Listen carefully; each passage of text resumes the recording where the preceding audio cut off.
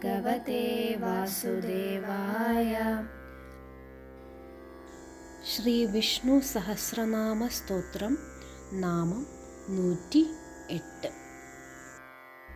ഓം അസംമിതായ നമഃ.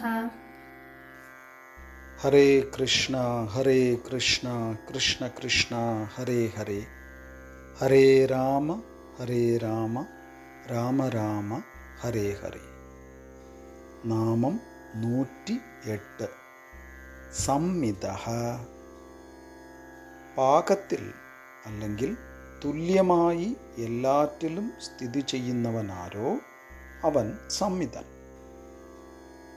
വ്യത്യാസമില്ലാതെ സർവചരാചരങ്ങളിലും ഭഗവാൻ അധിവസിക്കുന്നു.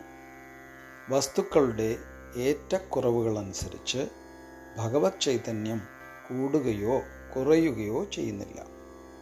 നീളവും വണ്ണവുമുള്ള മനുഷ്യനിലും കൃശഗാത്രനിലും പക്ഷി മൃഗാദികളിലും വൃക്ഷലതാദികളിലും സൂക്ഷ്മജീവികളിലും തുല്യമായി ഭഗവാൻ അധിവസിക്കുന്നു. ഭഗവാനെ സമദർശി എന്ന് വിളിക്കുന്നു. തൻ്റെ ചൈതന്യം സമമായി എല്ലാ ഭൂതജാലങ്ങളിലും നിലനിൽക്കുന്നതുകൊണ്ട് ഭഗവാൻ എല്ലാവരെയും തുല്യമായി കാണുന്നു. മാനം ചെയ്യപ്പെട്ടതാണ് മിതം. സമ്യക്കാം വണ്ണം മാനം ചെയ്യപ്പെട്ടത് സംമിതം. മാനം ചെയ്യൽ അളക്കലാണ്.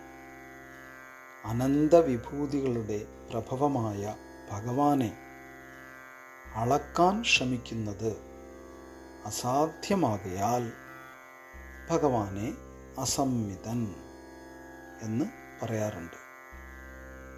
എന്നാൽ ഭക്തി കൊണ്ട് ഭഗവാനെ അളക്കുവാൻ അല്ലെങ്കിൽ ഭഗവാനെ ഉൾക്കൊള്ളുവാൻ സാധിക്കും. അതുകൊണ്ട് ഭഗവാനെ സംമിതഃ എന്ന് അഭിസംബോധന ചെയ്യുന്നു. ഹരേ കൃഷ്ണ.